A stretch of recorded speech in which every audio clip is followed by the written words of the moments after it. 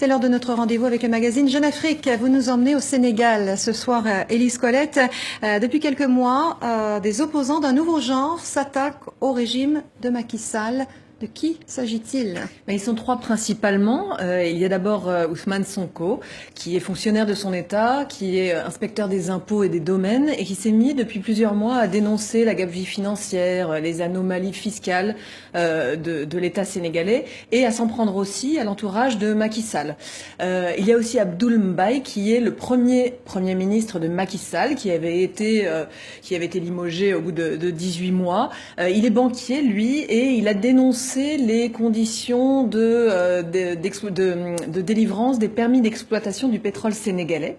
Donc c'est une affaire qui a fait grand bruit au mois de juillet et août. Et puis il y a une femme aussi qui est la présidente de l'Office national de lutte contre la fraude et la corruption et qui, elle, a été également limogée suite aux révélations qu'elle a fait sur certaines affaires. Alors dans quel contexte ils sont apparus, ces trois nouveaux opposants? Ils apparaissent dans un contexte où Macky Sall est au pouvoir depuis 4 ans, où il s'est fait élire justement sur ces questions de lutte contre la corruption, de dénonciation des actions d'un clan, d'un camp qui avait mis la main mise sur les affaires sénégalaises.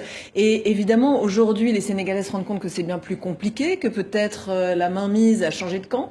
Et dans cette atmosphère un petit peu difficile, ces dénonciations de la corruption sonnent facilement aux oreilles des Sénégalais. Alors, ils n'appartiennent pas au parti d'opposition traditionnelle. En quoi ils se distinguent de cette opposition? Alors justement, ce ne sont pas du tout des professionnels de la politique. Ils ne militent pas dans les partis traditionnels sénégalais. Ils ne sont pas des élus locaux.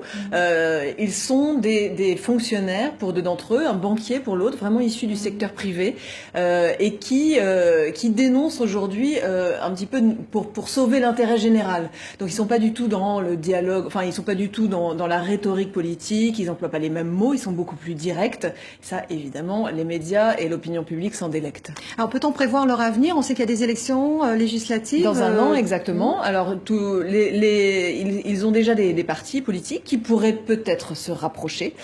Évidemment, les élections vont pouvoir déterminer si ça n'est qu'un feu de paille ou si ces nouveaux justiciers, d'une certaine manière, peuvent vraiment se faire entendre et avoir un poids par rapport aux mastodontes de la politique sénégalaise.